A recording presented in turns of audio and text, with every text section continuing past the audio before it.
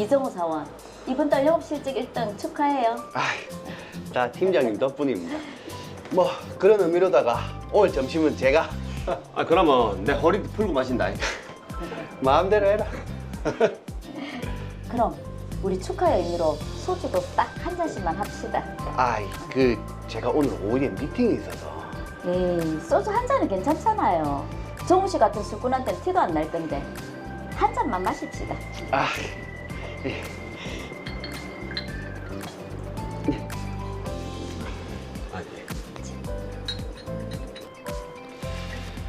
자, 영업 실적 1등 축하합니다.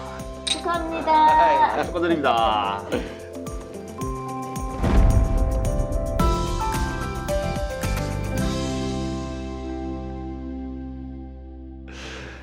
짠. 정우야, 네 오후 미팅 있다며? 벌써 3잔째다. 이 점심시간이라 그런지 술이 달다. 이제 그만 마셔야지. 그래.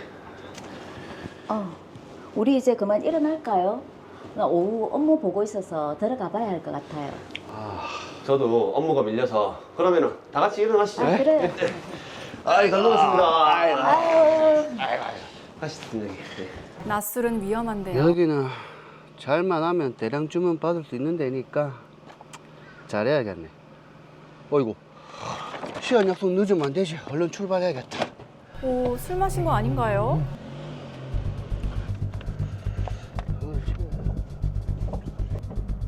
게다가 파일을 보면서 운전을 하기까지 위험합니다. 아이씨, 아까 소주 마셨는데. 음주 교통사고면 안 되겠다.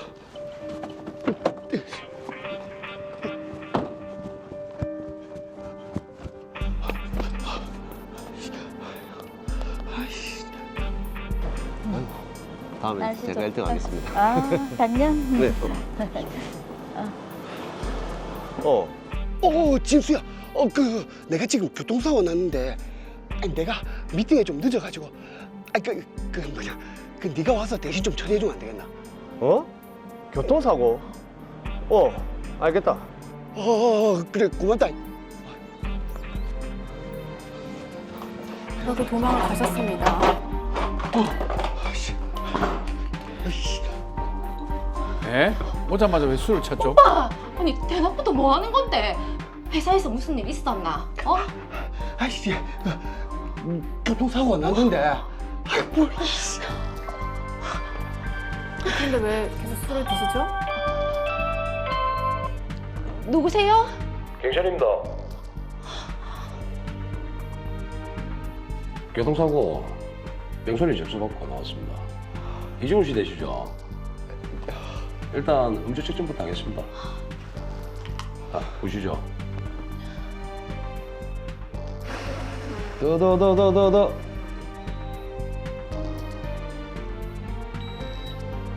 혈중 알코올 농도 0.1 나왔네요. 술 많이 드셨네. 술은 집에 와서 먹었습니다. 사고 낸 게 너무 걱정도 되고 두려운 마음에. 맞아요. 오빠가 집에 들어오자마자 술을 마셨어요. 집에서 마셨다. 얼마나요?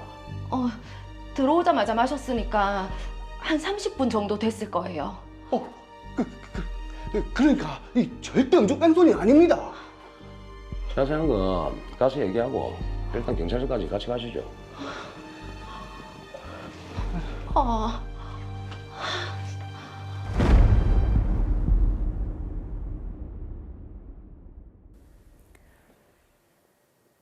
네, 이정우 씨가 두려운 마음에 그러셨는지는 몰라도 잘못된 선택을 정말 하신 것 같습니다.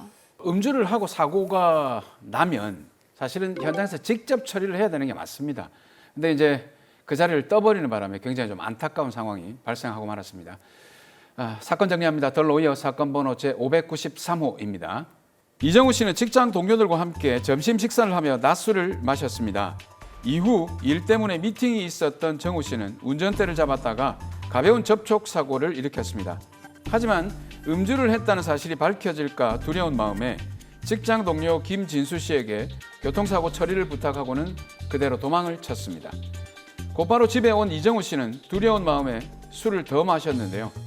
이후 경찰이 찾아왔고 음주 측정 결과 혈중 알코올 농도는 0.1이 나왔습니다. 이로 인해 이정우 씨는 음주 뺑소니 혐의로 경찰에 입건된 상태입니다. 네, 우선 이정우 씨가 음주운전을 한 것이 참 명백해 보이는데 결론적으로는 사고 당시보다 지금 혈중 알코올 농도가 더 나온 셈이잖아요. 그렇습니다. 자, 이게 사고가 났을 때 현장에서 바로 대처를 하셨으면 어땠을까 하는 아쉬움이 남기도 합니다. 강승주 변호사님. 네, 맞습니다. 기본적으로 음주운전을 한 경우에 교통사고 신고가 있으면 술을 마셨는지 음주 감지를 하고 음주 측정을 먼저 하게 되잖아요. 예. 그래서 만약에 상대방이 음주를 의심할 만한 어떤 행동을 하면 경찰에 적극적으로 나서서 음주 측정을 해달라고 요구를 해야겠죠. 자, 그런데 음주 사고라는 게 사실 뭐 사고가 크게 날 수도 있지 않습니까? 병원으로 이송되는 상황이면 어떻게 하는 거죠? 만약에 그런 경우라고 하더라도 호흡 측정이 가능하면 호흡 측정을 하도록 되어 있고요. 호흡 측정이 어려울 정도로 사고가 크게 난 경우에는 체열을 통해서 혈중 알코올 농도를 측정하는데요. 네. 우리 도로교통법에 따르면 일반적으로 혈중 알코올 농도가 0.2% 이상인 경우에는 2년 이상, 5년 이하의 징역이나 1천만 원 이상, 2천만 원 이하 벌금에 처해지고요. 혈중 알코올 농도 0.08% 이상, 0.2% 미만인 경우에는 1년 이상, 2년 이하의 징역이나 500만 원 이상, 1천만 원 이하의 벌금, 그리고 혈중 알코올 농도 0.03% 이상, 0.08% 미만인 경우에는 1년 이하의 징역이나 500만 원 이하의 벌금에 처해지도록 되어 있습니다. 근데 지금 말씀하신 거는 현장에서 측정이 됐을 때 얘기인데 이 드라마의 이정우 씨 같은 경우에는 사고 현장에서 도주를 해서 집에서 검거가 되면서 측정을 했단 말이죠. 네. 이럴 경우에는 어떻게 됩니까? 네, 음주운전 사고 뒤에 시간이 많이 흘러서 운전자가 술이 깨거나 아니면 도로교통법상 처벌받는 수치 이하인 경우에는 음주운전 당시에 혈중 알코올 농도를 계산하는 방법이 있는데요. 이걸 위드마크 공식이라고 합니다. 네. 우리나라에서는 1996년 6월부터 경찰에 도입이 됐고요. 음주 뺑소니 운전자를 처벌하기 위한 기준으로 현재까지 사용되고 있습니다. 네. 자, 위드마크 공식 저희가 뭐 뉴스를 통해서도 많이 들어본 것 같은데 궁금한 게 이게 어떤 방식으로 계산이 되는지요? 이 위드마크 공식은 운전자가 마신 술의 종류나 음주량, 체중이나 성별 이런 것들을 종합적으로 고려해서 혈중 알코올 농도가 시간당 0.015%씩 감소하는 것을 역추산해서 계산을 하게 됩니다. 네. 자, 그럼 지금 이정우 씨도 위드마크 이 공식에 따라서 알코올 농도가 측정이 되고 처벌을 받는 건가요? 네, 원칙적으로는 그렇게 해야 하는데요. 그런데 지금 이정우 씨의 경우에는 위드마크 공식으로 단순히 계산하기에 어려움이 있을 것 같습니다. 예. 왜냐하면 이 음주 측정 시점에 집에서 술을 더 마셨기 때문인데요. 한마디로 이정우 씨가 술을 마시고 음주운전을 한 것까지는 맞는데 이 음주운전 교통사고 이후에 집으로 와서 술을 마신 부분이 있기 때문에 책임을 정확하게 지게 만들기가 좀 어려운 상황인 거죠. 네. 이야, 그렇게 되면 한간에 떠들던 음주는 했는데 음주운전은 안 했다.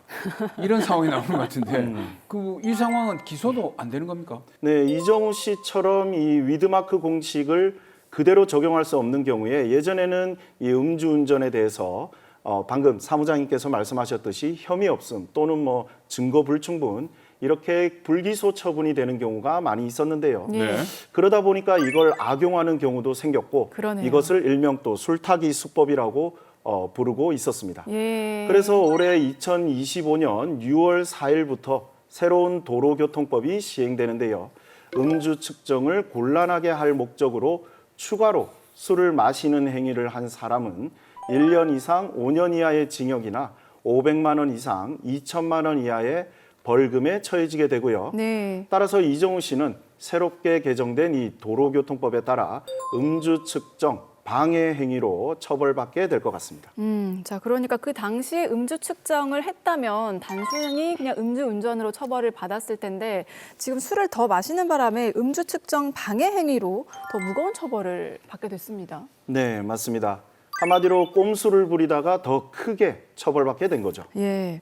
자, 그리고 또 하나 짚어볼 부분이 있습니다. 지금 이정우 씨가 교통사고를 일으키고 직장 동료인 김진수 씨에게 연락해서 교통사고 좀 뒤처리를 부탁한다라고 했는데 그리고 현장을 벗어났거든요. 이러면 뺑소니 혐의를 받게 되나요? 네, 맞습니다. 지금 보면 이정우 씨는 교통사고 현장에서 상대방에게 즉시 인적 사항을 제공하고 사고 처리를 하거나 하는 이 사고 후 처리 조치를 전혀 하지 않았기 때문에 예. 뺑소니로 처벌받게 되는데요. 일반적으로 상대방과의 대화 없이 교통사고 현장을 떠나는 그 순간 곧바로 뺑소니가 성립이 되고요. 그 후엔 지인을 통해서 사고 처리를 부탁했다고 하더라도 이 뺑소니가 성립된다는 것에는 변함이 없습니다. 근데 상황에 따라서는 이렇게 부탁을 해야 되는 경우도 있지 않습니까? 뭐 어머니가 위독한다든지 빨리 자리를 떠서 일 처리를 해야 된다든지 그럴 경우에는 좀 난감한 상황이 올 것 같은데 우리나라 법원이 확립하고 있는 뺑소니의 기준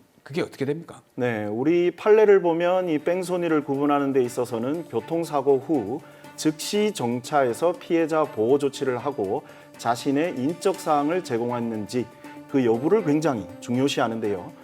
오늘 사건에서도 이정우 씨는 인적 사항을 제공하거나 어떤 피해자 보호 조치를 전혀 하지 않았기 때문에 뺑소니, 그러니까 정확하게는 이 도로교통법상 사고 후 미조치죄 또는 특정범죄가중처벌법상 도주 차량죄로 처벌될 가능성이 매우 높은 상황인 거죠. 네. 그리고 또 제가 또 지적하고 싶은 게 한 가지 더 있는데요. 예. 일단 지금 이정우 씨가 음주운전을 하게 된 경위를 보면 같이 동료들하고 있었잖아요. 예. 팀장님도 계셨고 이 두 분이 술을 권했던 게 문제가 되는 거거든요.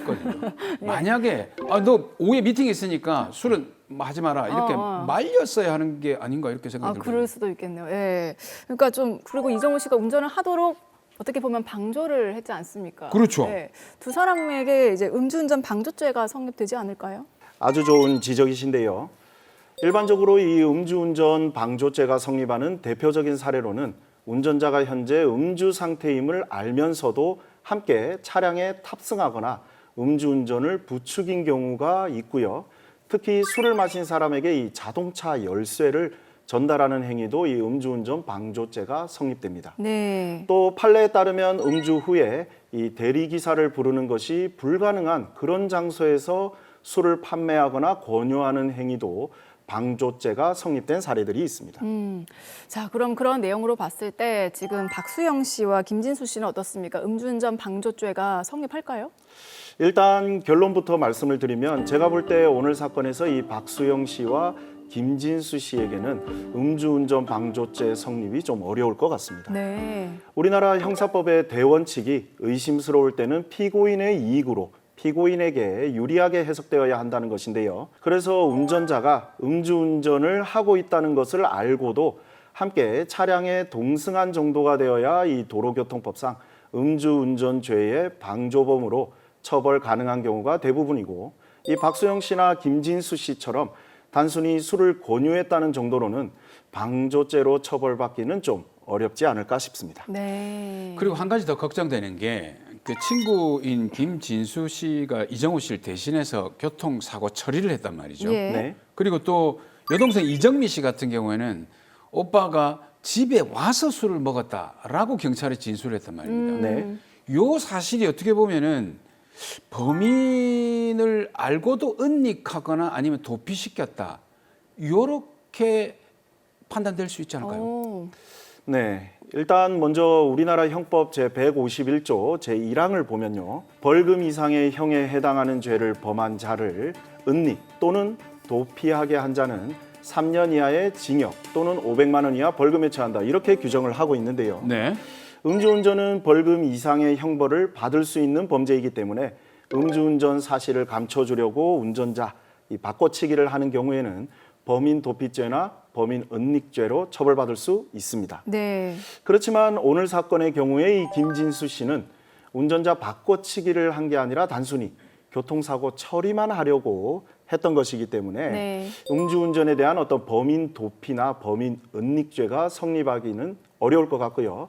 그리고 이정우 씨의 여동생인 이정미 씨 같은 경우에도 오빠의 음주운전 행위를 숨기려고 한 게 아니라 집에 와서 이 술을 먹었다, 술을 마셨다는 그 사실을 그대로 진술한 것에 불과하기 때문에 범인 도피 또는 범인 은닉 행위를 한 것으로 보기는 좀 어려울 것 같습니다. 네, 자, 이 사건을 통해서 음주운전과 관련해서 일어날 수 있는 범죄에 대해서 살펴봤는데요. 올해 6월 4일부터 이제 시행이 됐습니다. 음주운전이 과거에 비해서 처벌 기준이 강화되었기 때문에 보시는 시청자분들은 정말 경각심을 가지셔야 될 것 같습니다. 자, 이 사건 정리를 해볼게요. 마지막으로 돌이킬 수 없는 선택을 한 우리 이정우 씨께 한마디 해주시죠. 정말 절대 해서는 안 되는 행동을 한 이정우 씨, 6월 4일부터 새롭게 도입된 도로교통법에 따라 음주 측정 방해 행위로 처벌받게 될 것 같고요.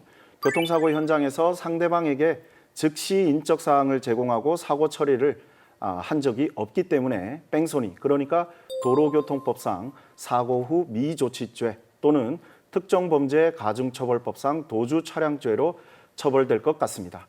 한순간의 실수로 큰 대가를 치르게 된 것 같은데요. 지금이라도 교통사고 피해자에게 연락하셔서 진심으로 사과하고 피해를 배상하시는 것을 추천드리고요. 법원 재판을 대비해서 음주운전 방지 교육을 받으시고 반성문이나 지인들의 탄원서를 준비하셔야 될 것 같습니다.